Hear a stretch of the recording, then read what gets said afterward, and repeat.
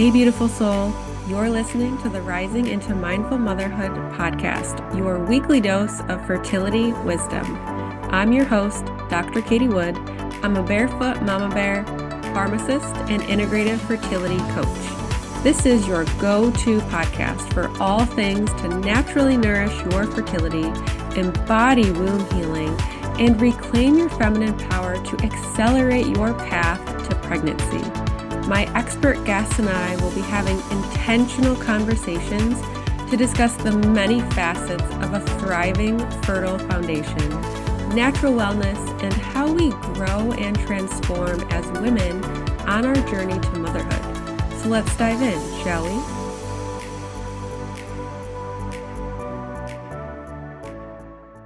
Hello and welcome to Rising into Mindful Motherhood. In this episode, I'll be talking with Ashley Holmes. She is the CEO and founder of Holistic Fertility Coaching, Inc.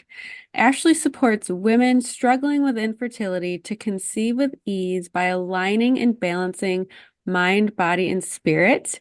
And today we'll be diving into how Ayurveda can nourish the body optimally, as well as energetics such as yoga, Reiki, and chakra balancing, and how yin yoga is similar to acupuncture for opening up the meridian lines. So welcome, Ashley. I'm so excited to have you on the podcast, and I'd really love to just dive right in and learn how you came to working holistically in the fertility space. Really, my path chose me, I feel, and it was just my desire to follow that path and to help other women who are struggling, because I say I did it the hard way and the easy way, and I would forever more choose the easy way. And that is what I offer and what the traditional medical world does not. And yes, I did conceive over a decade ago using a fertility clinic, and I was blessed with twins, but it was not a path I wanted to go down again, and not something I wanted to put myself through emotionally and mentally. And that's really what I felt was lacking in the traditional medical intervention route. And what I found was that I could really be empowered in my journey. And when I landed on my yoga mat, I was able to conceive naturally and easily and quickly when I really realized how to bring mind, body, and spirit into balance and alignment, and to really nourish myself optimally, and to learn to tune in and listen to my body, because it's always giving me messages, but I definitely was not deciphering those messages previously. Beautiful. So you conceived twins. Was it via IVF? It wasn't via IVF, but it was with fertility drugs. And I was heading down that route because they said this should have worked by now, and we're going to move forward with the next protocol. And I was like, oh, but I've been doing everything down to an art, down to a science, exactly as I've been told. And I was just really, that was a low point for me of why isn't this working when I felt like I was doing everything that I was supposed to do? Mm-hmm. Okay, amazing. And then how much time in between your twins did you conceive naturally? So there's a big age difference. There's a big span of time. There's a big span of time where I did go back on birth control pills after my twins were little, because I thought I can't have any more little ones. And then I thought, why am I taking these? I had unexplained infertility and I was never given any answers for it. So I was like, why am I putting these chemicals into my body when I didn't think I needed them anymore, and I didn't think I could conceive on my own. And so I just stopped. And it wasn't until that I took a holistic approach and started to really nurture and nourish myself in a completely different way that I realized that there's a whole piece and part that I was missing and that I wasn't tapping into. And that was my energetics, and learning that I'm more than my physical body. And there's so much more to me that I could really explore and really find the peace and vitality and all of the things that we're often seeking, and that I didn't know was so easily and readily available to me. I love that. And like you said, your path kind of found you, and you were just right where you were meant to be. And it's so funny. I always like to look back at my past self with compassion and understanding, but it's You almost have to laugh at yourself. Oh, I had no idea about any of these things, and I was doing this and that. I would never do that now anymore. But I feel like the universe puts breadcrumbs in front of you and things fall in front of you right at the right time. And how beautiful that you were able to conceive another child naturally. And now it has really spiraled you into your passion and what you do. And now you're supporting other women doing the same on their journey. So it's just this beautiful ripple effect. So I love that. Thanks so much for sharing. So I would love to learn more. I'm definitely a novice when it comes to Ayurveda. I know a little bit, so I'm super excited to learn from you today. But could you explain what Ayurveda is and how it can benefit fertility specifically? Ayurveda is really the mind and body working together and working in harmony and finding that balance and that alignment within. And it does so sort of effortlessly when you learn that we each have three doshas within us. So there's Pitta, Kapha, and Vata. And we are usually primarily one of those doshas, and those are comprised of elements. And we all have these five elements within us. But when you learn what is most predominant for you, Mhm. you can realize why you're often drawn to things and crave things that put you further out of balance. And then how you can choose once you're aware and conscious to not have those things as frequently, to know the effects that those are going to have on your system and the repercussions thereafter, and to just find that equanimity and that wholeness that we're all sort of seeking. So it's not a fad, it's not a trend. This is really a lifestyle approach that serves you not only on your fertility journey, but for your entire life. And I think that there is a lot of trends and fads out there that don't serve us, that aren't necessarily healthy for us, and that don't actually serve our health and well-being in the long term. And I think that is something that we should all want to prioritize and that we should all really value, because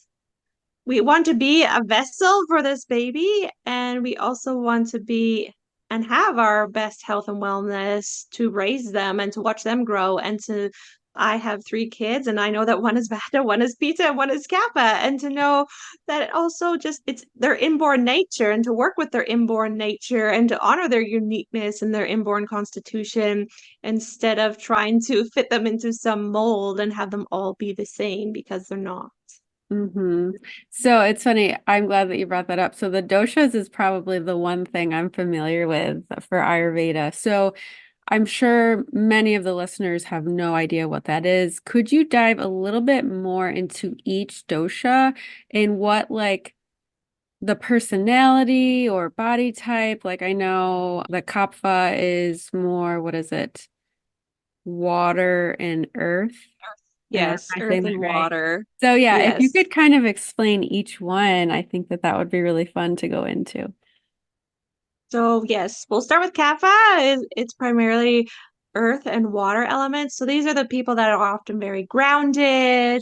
But they can also be the people that common sort of things that show up for them, maybe chest infections and that heavier energy that can stick around, that can be harder to move, and they can have stagnant energy within them, housed sort of in the body. And so they require incorporating sometimes to come back into balance, fire energy and some things to sort of get them going. Whereas I am a Pitta, so that's fire and water. And for the longest time, I just did hot yoga and would teach 3 classes a day. And that puts me further out of balance. And the moment I conceived naturally, I couldn't be in a hot yoga room. I was like, headache, and I didn't understand at first. And I was like, oh, that makes so much sense, because it was just too hot for me. And I don't need when it goes for spicy food. And those things put me further out of balance. And it's just having that knowledge and awareness of, yes, I can have those things, but they're not ideal for me.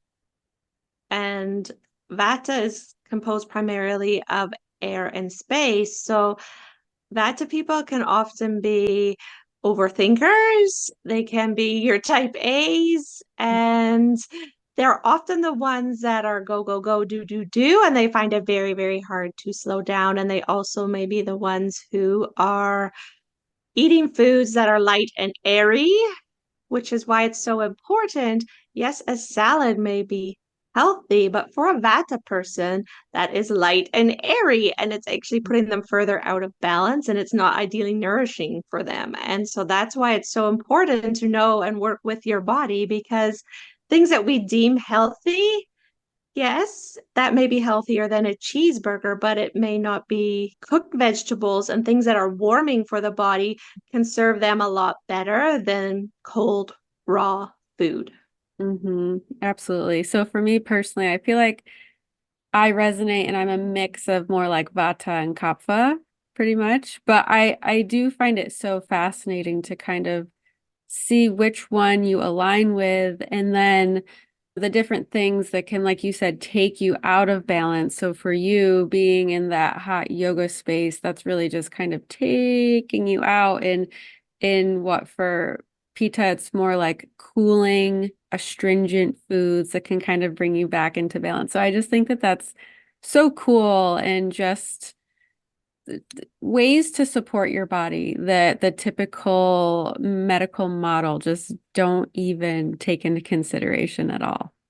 No.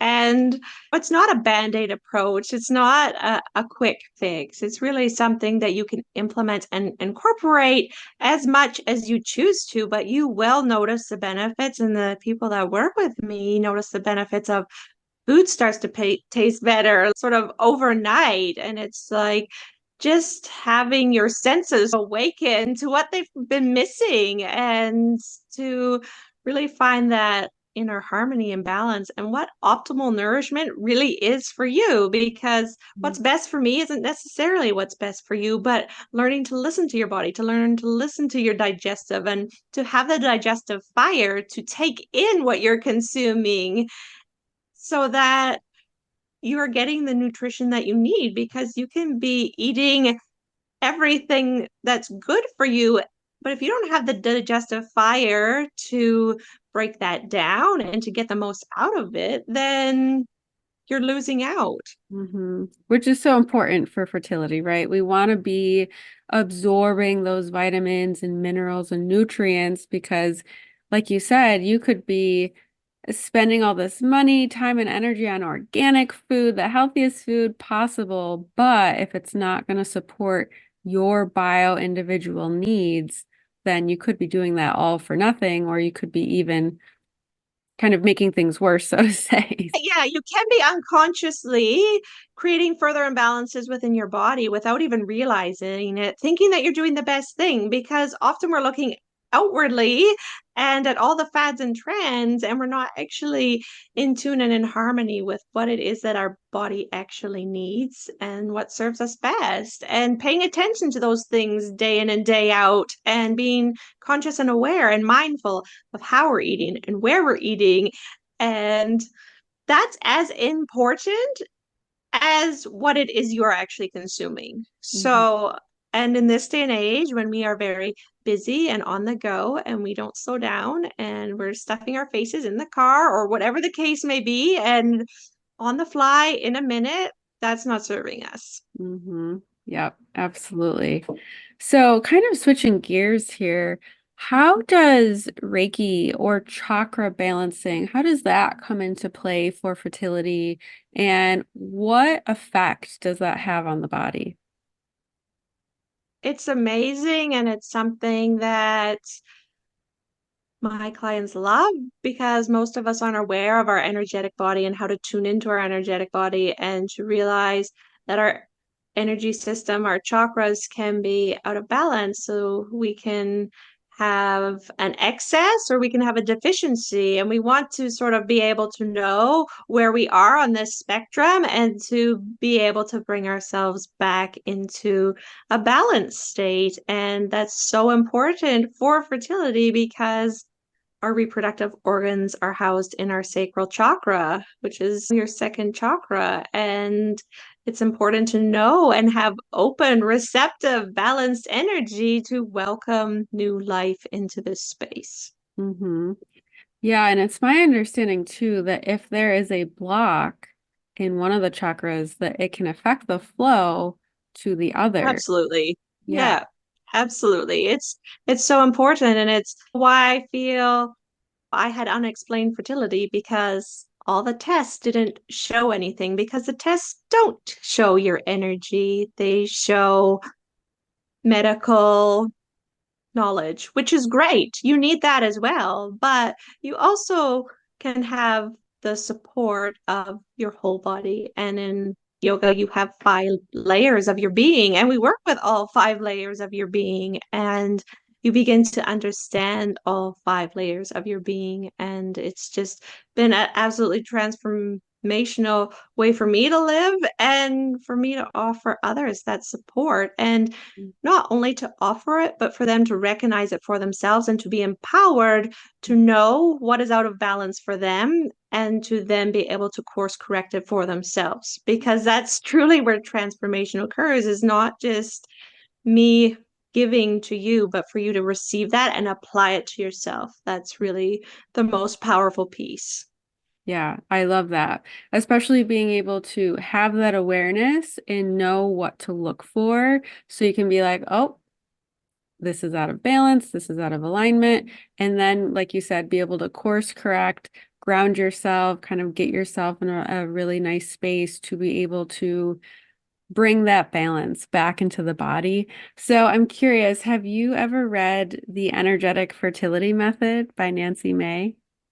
No, I haven't. Oh my gosh, you would love it. So I actually just went through it with my fertility clients. So each chapter is basically taking you through each chakra and how it can affect fertility, affirmations for each chakra, and different like exercises that you can do. And they loved it so much. They got through the whole book, and I feel like they had so many aha moments, and it's just a beautiful, really not that long of a read, but I feel like it gives such a beautiful explanation of our chakras and how you can balance them and how they could be out of balance and what that could look like. So yeah, I would highly recommend that if you haven't read that book. So for Reiki, you said that your clients love that. Do you see clients in person? Are you completely virtual? I'm completely virtual, and that is the beauty of Reiki, is that we don't have to be in person. Reiki is life force energy, and so you just have to be open to receive wherever you are in the world, and we just make it work for wherever you are in the world. And we can be on a call and we don't have to be on a call, whatever is most comfortable for you. And I always just sort of give a report, so to say, as to sort of what came through. And sometimes it's like lightning bolts, and sometimes it's just I can feel like which chakras are blocked and where energy isn't moving. And then when I often tell them afterwards that this is what showed up for me, then it's always, oh, well, this happened this week. But it just allows things to be released, allows things to be flowed, allows things to be cleansed, purified, and just sort of that reset. Yeah, that's really, really cool, especially since you can do it virtually. That just gives you such a wider reach with people that you're able to support and work with, especially if you don't even have to be on the call together, right? How convenient is that? That's amazing. Yeah, it's whatever they prefer, whatever they're most comfortable with. And they often are just like, ah, it's just like this deep sigh of relief. That's what I needed, because it's so hard often to pick yourselves up during the worst time of the month. And when you're at your lowest, sometimes you just need that extra support and love and care and attention. Mm-hmm. 100%. Yeah, so you had mentioned that yin yoga is similar to acupuncture for opening up the meridian lines. So I am familiar with yoga, and in my mind, when I think of yin yoga, I envision like a slower, more intentional form of yoga, but I'm not necessarily the most knowledgeable about that. So I would love to hear a little bit more about yin yoga and where people could maybe learn more about it and possibly find classes online. I am all about finding the classes online so you can do it in the comfort of your own home. So please tell us more about that.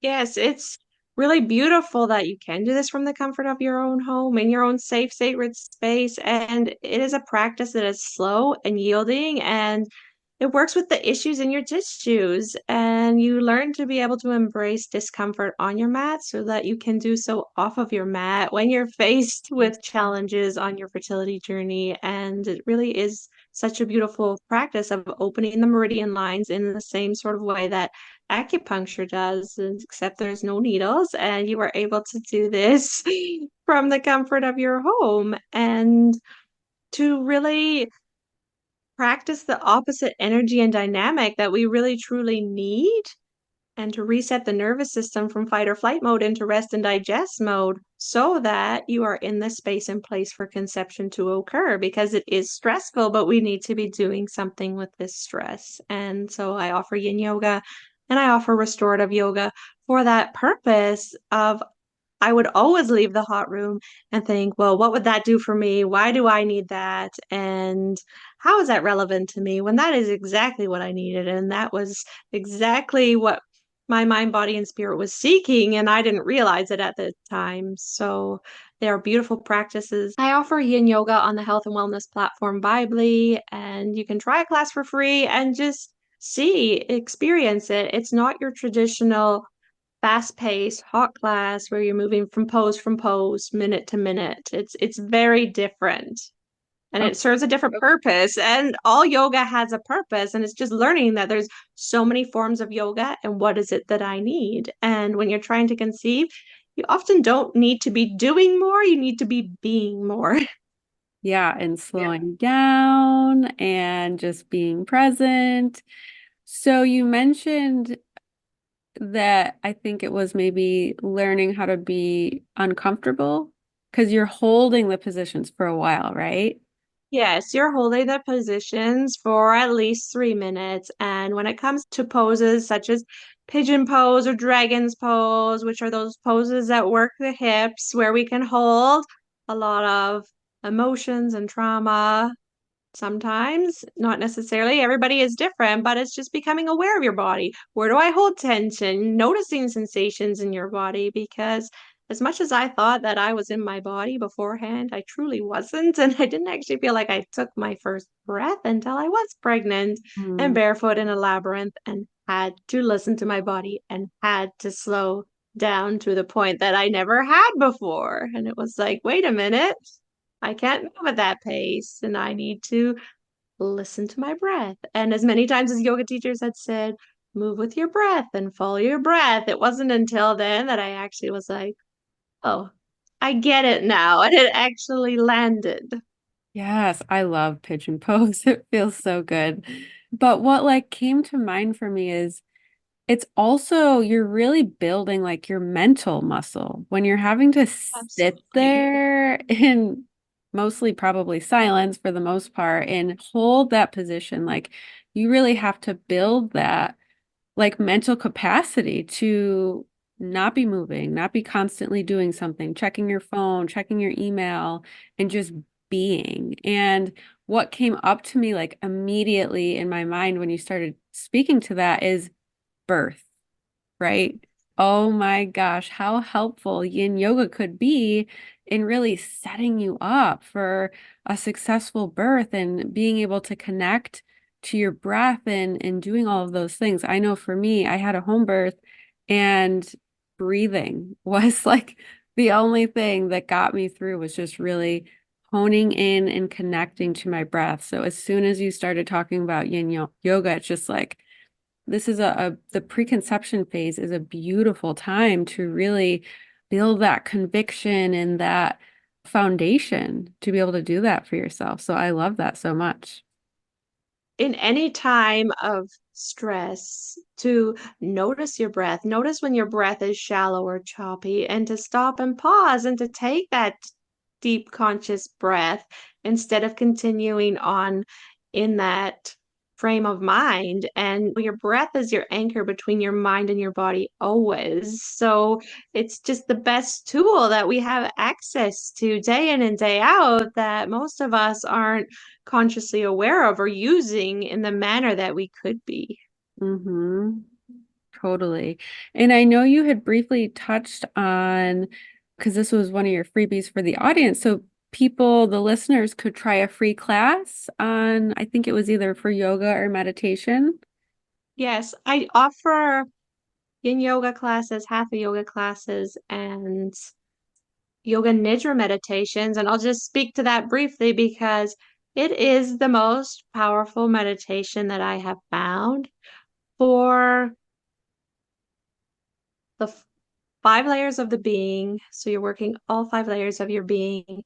20 minutes of yoga nidra is equivalent to 4 hours of sleep. So it has that benefit as well, especially on the flip side when you're a new mom and you are sleep deprived, that you can just reset and use this. And your subconscious mind is going to take whatever it needs from the practice and apply it to your body. So that you cannot do it wrong. So it is the perfect meditation for anyone who says, I can't be consistent. I haven't been able to continue a practice I want to, and all of the things, all of the stories that come up. It is just such a beautiful meditation and something that I have found profoundly impactful. And the deep healing and rest received from it is unlike anything else. I think I'm going to have to check that out for myself. That sounds nice.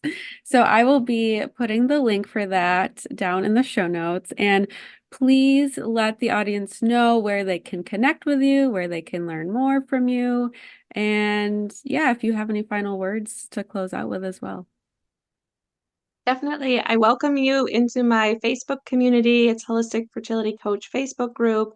If you are currently trying to conceive and you are seeking support or somewhere to have meditation, sometimes I have people do laughter yoga. Sometimes I bring other experts in with other holistic modalities that I don't necessarily offer to help you on your path to motherhood, because it's so important to know that you're not alone. And my final words of wisdom and advice would be to do something for your mind, body, and spirit daily, because that in and of itself will have a positive ripple effect on not only your fertility journey, but on your whole life. And what that looks like is unique to you, but for your mind, it could be journaling, it may be meditation, but to become conscious and aware of the thoughts that are going through your mind day in and day out, and for your body to move your body in a way that you love daily, and to really honor your body and what it needs right now in this age and stage of life, and for your spirit to do something daily that lights you up and that allows you to feel like you and connected to yourself.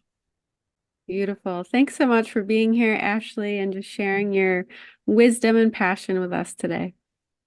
Thank you. It's been a pleasure. Thank you so much for tuning in to the Rising into Mindful Motherhood podcast. If this episode resonated with you or gave you an aha moment, stop what you're doing right now and write a review. This simple act of kindness helps me get this podcast out to connect with as many women as I possibly can. I also have a special offer. If you send me a screenshot of your review, I will take $250 off one of my premium coaching containers. Let me know what resonated with you the most and why. So connect with me in my free Facebook community or tag me on Instagram. You'll find both listed below. Thanks again from the bottom of my heart for tuning in to this episode, and I'll see you next time.